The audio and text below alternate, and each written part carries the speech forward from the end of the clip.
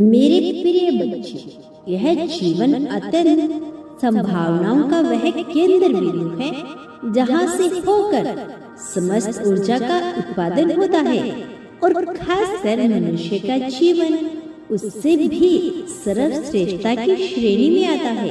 प्रिय बच्चे, संसार से ना जाने कितने ही रिश्ते, ना जाने कितने ही संबंध टूट गए, बिखर गए, किंतु यह जीवन यूं ही चलता रहा, इसके संग्रह यूं ही चलते रहे। प्रिय बच्चे, जो मनुष्य यह जान जाता है कि मनुष्य का जीवन किस प्रकार से कार्य कर रहा है, वह धीरे धीरे उनकी संभावनाओं की तलाश करने लगता है और इसमें भी जो पूरी तरह से केंद्रित होकर केवल अपने जीवन को ही आधार बनाकर इस जीवन के पहलुओं को समझने का निर्धारण करता है, वही मनुष्य श्रेष्ठता को प्राप्त करता है। अंततः वही परमात्मा के अंश में विलीन होता है। मेरे प्रिय बच्चे, जो मैं कह रहा हूँ यह बड़ी गुड बातें हैं, इसे समझना सबकी बस की बात नहीं है, किंतु धीरे धीरे तुम इसे समझ पाओगे। मैं तुम्हारी बुद्धि का ऐसा विकास कर रहा हूँ कि धीरे धीरे तुम आध्यात्मिकता के मार्ग पे बढ़ते चले जा रही हो। एक समय तुम माया से इस प्रकार घिरे हुए थे कि तुम्हें कुछ समझ ही नहीं आया। तुम्हारा वह अतीत तुम्हें कहाँ लेकर जा रहा था, तुम्हें इसकी भनक भी ना थी, जिसके चलते तुमने बहुत कुछ गवा भी दिया। बहुत सी जगह तुम्हें पश्चाताप करने का अवसर मिला। पछताने का अवसर तभी मिलता है जब मनुष्य बहुत गलतियां करता है, लेकिन इसका अर्थ यह नहीं है कि ऐसा करने से वह पापी हो जाता है। मनुष्य बिना कोई कर्म किए ही पापी हो सकता है, क्योंकि कर्म क्रिया के द्वारा संपादित नहीं होते। मेरे प्रिय बच्चे, क्या तुम जानते हो कि तुम्हारा जीवन किस दिशा की तरफ बढ़ रहा है? आज मैं तुम्हें कुछ बताना चाहता हूँ। सर्वप्रथम तुम्हें अपनी प्राथमिकता का विचार करना है। तुमने अपने अंतर मन में झांकना है और ढूंढना है वह क्या है जो तुम्हारे लिए प्राथमिक है। वह कौन है जो तुम्हारे लिए प्राथमिक है? तुम्हें उनका विचार करना है। तुम्हें उनके लिए अपने आप को मजबूत बनाना है। क्या तुम जानते हो कि तुम्हें किस प्रकार का मनुष्य बनना है? क्या तुम्हें ज्ञात है कि तुम्हें अपना भविष्य किस दिशा की ओर लेकर जाना है? वह कौन है जो तुम्हारा आदर्श है? क्या तुम अपने आदर्श को पहचानते हो? आज मैं तुम्हें इसके बारे में कुछ बताऊंगा और यह जानना तुम्हारे लिए अत्यंत आवश्यक है। मेरे प्रिय बच्चे, बहुत सी बातें मेरे बताए गए बातों के तथ्य के साथ ही जुड़ी हुई होती है। जब तुम एक बात को समझते हो तभी दूसरे तथ्य तक पहुंच जाते हो। इसीलिए जो भी मैं तुमसे कहता हूँ इसे बेहद ही ध्यानपूर्वक सुनते रहना। इसे अनदेखा करने की भूल बिल्कुल भी ना करना, चाहे तुम किसी भी परिस्थिति में हो। सही, गलत, शुद्ध, अशुद्ध, इसे बीच में छोड़कर जाने की भूल ना करना। तुम्हें इसे अंत तक पूरा सुनते रहना है और इसके द्वारा बताए गए बातों के निचोड़ को ढूंढ निकालना है। मेरे प्रिय बच्चे, तुम्हारा आदर्श इस संसार में दृश्यमान कोई ऐसा व्यक्ति नहीं हो सकता जो स्वयं परमात्मा न हो। मेरे प्रिय बच्चे, तुम्हारा जैसा ही यदि कोई दूसरा मनुष्य तुम्हें नजर आ रहा है तो वह तुम्हारे लिए आदर्श नहीं हो सकता। एक प्रेरणा का स्रोत अवश्य हो सकता है, किंतु आदर्श बहुत बड़ा शब्द है और तुम्हें अपने जीवन में प्रगति करने के लिए अपने आदर्श को समझना ही होगा। और एक बार जब तुम अपने आदर्श को जान लेते हो, उसके बाद इसे विस्तृत रूप से तुम्हें लिखना होगा, सभी गुणों को लिखना होगा। इसके गुणों को लिखने के बाद तुम्हें इस प्रक्रिया को अपनाना होगा जिसमें तुम उसके जैसे बनने की चेष्टा करते हो।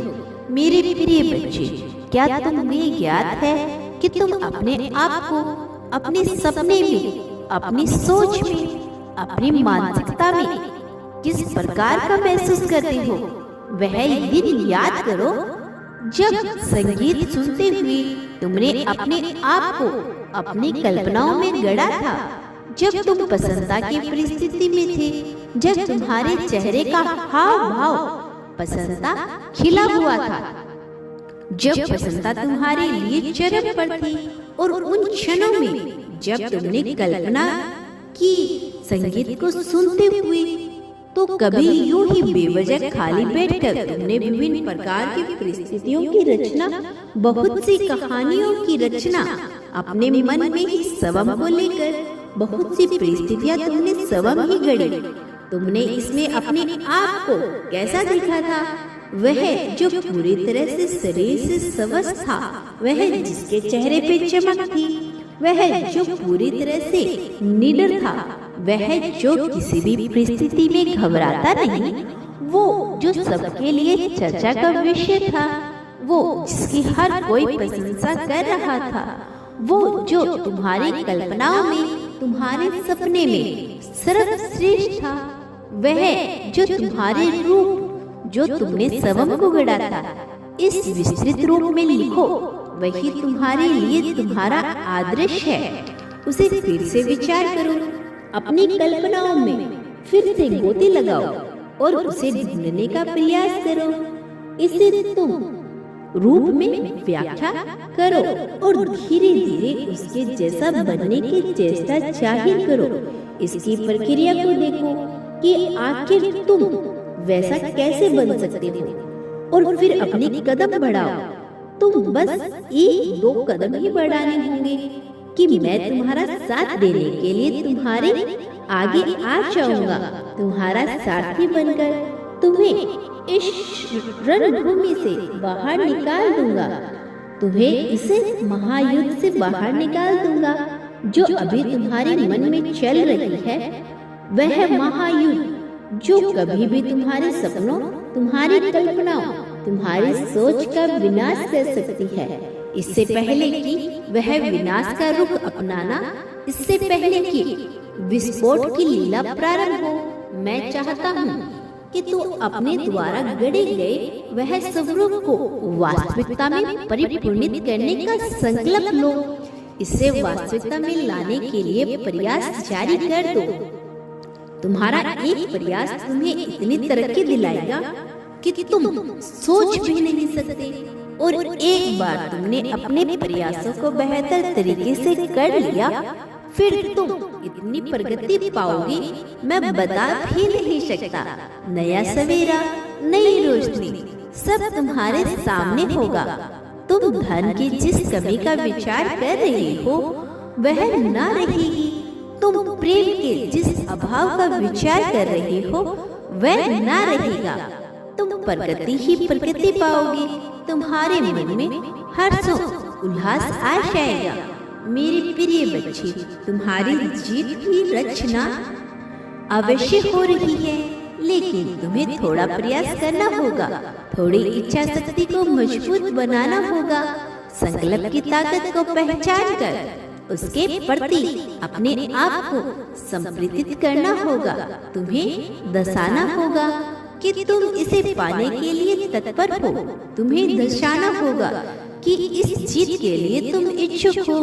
मेरे प्रिय बच्चे, तुम्हें जीतने से कोई नहीं रोक सकेगा, तुम्हें जीतने से कोई नहीं रोक पाएगा। तुम्हारी जीत तो निश्चित है।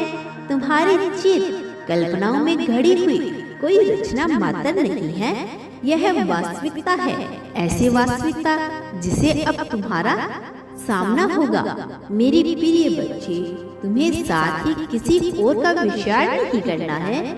उनका नहीं जो तुम्हारी बात नहीं मानते, उनका नहीं जो तुम्हें नीचे धकेलने के लिए, तुम्हें पीछे गिराने के लिए तत्पर हैं। उन्हें उनके कर्मों की सजा अवश्य मिलेगी, लेकिन यह सोचना है कि उन्हें उनके कर्मों की सजा मिले तुम्हारा कार्य नहीं है।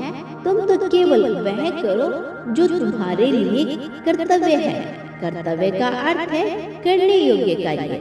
तुम्हें केवल वही कार्य करना है जो तुम्हारे लिए करने योग्य है।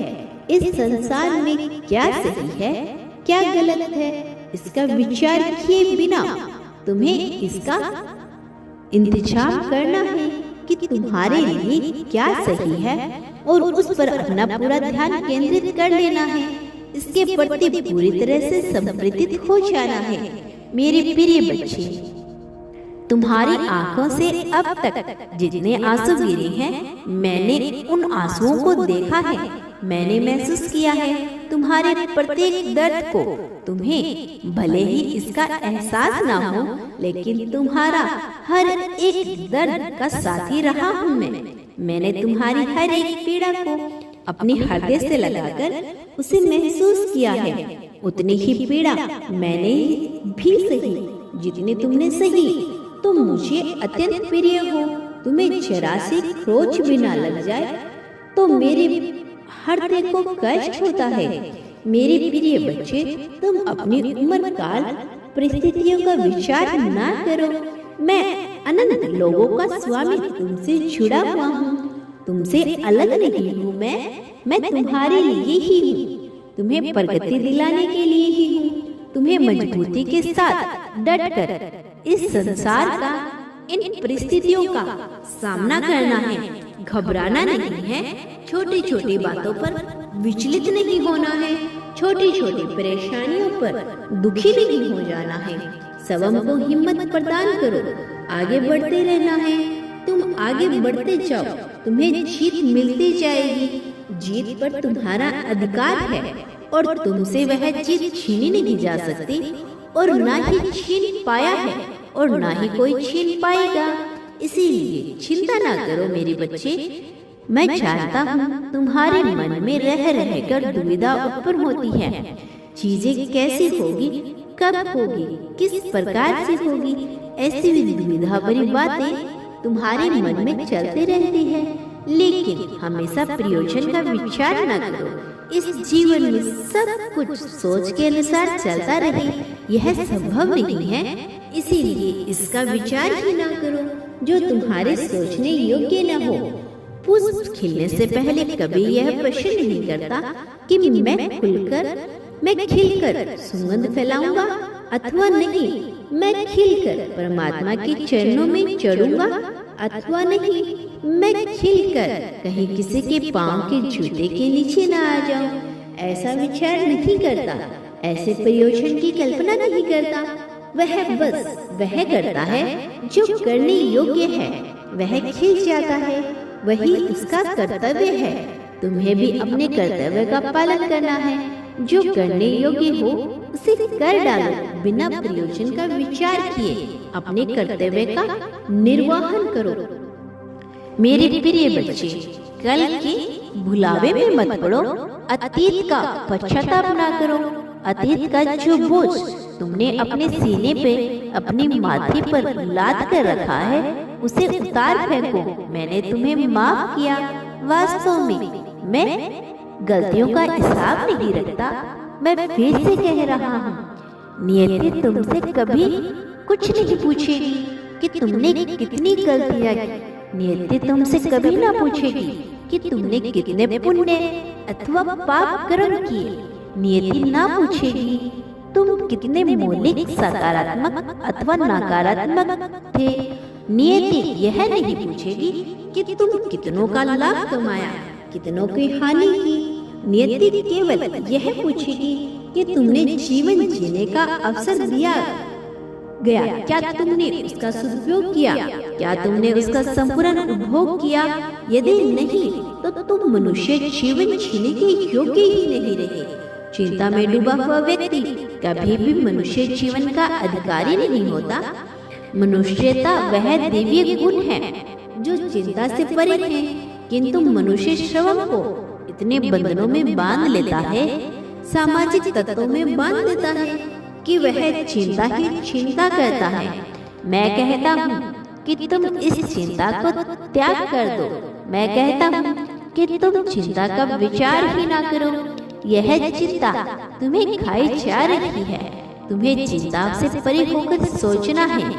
तुम्हें वास्तविकता में सोचना है, सच्चाई के साथ जीना है।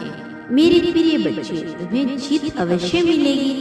दिव्यता से भरी हुई, प्रकाश युक्त रोशनी की गरिमा फैली हुई जीत, वह जीत जो तुम्हारा नाम बढ़ाएगी, वह जीत जो तुम्हारे झंडा लहराएगी। जीत का वह जीत जिससे तुम्हारी प्रशंसा चारों तरफ होगी। तुम्हारे अपने परिवार, तुम्हारे रिश्तेदारों में, तुम्हारे करीबियों में, दूर के लोगों में भी तुम्हारी चर्चा अवश्य होगी। तुम चर्चा का विषय बनोगे क्योंकि तुम इतनी प्रगति पा चुके होंगे। तुम्हारी प्रगति टाली नहीं जाएगी।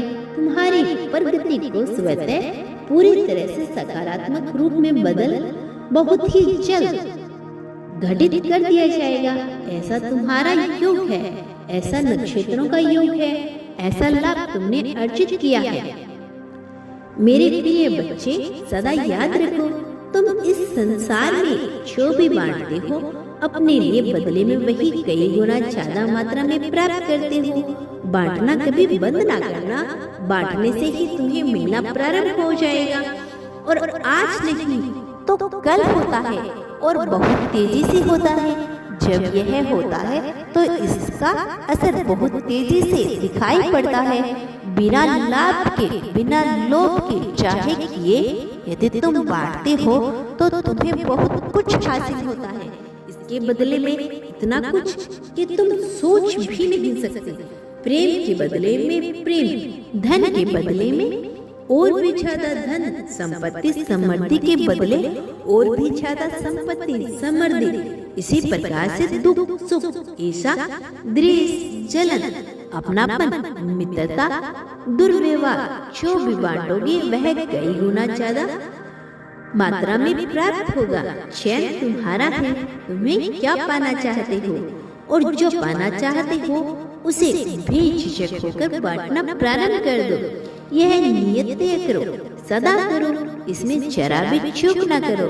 यह तुम्हारे लिए आवश्यक है, तुम्हारे भविष्य के लिए आवश्यक है, यह जीत के लिए आवश्यक है, ये प्रेम के लिए आवश्यक है, यह धन के लिए आवश्यक है। मेरे प्रिय बच्चे, लोभ का त्याग करो, त्याग की भावनाओं को भी विकसित करो। तुम्हें सब कुछ प्राप्त होगा, बहुत बड़ी संख्या में प्राप्त होगा। मेरे प्रिय, तुम इस संसार में कभी अकेले ना थे, ना ही कभी अकेले होंगे।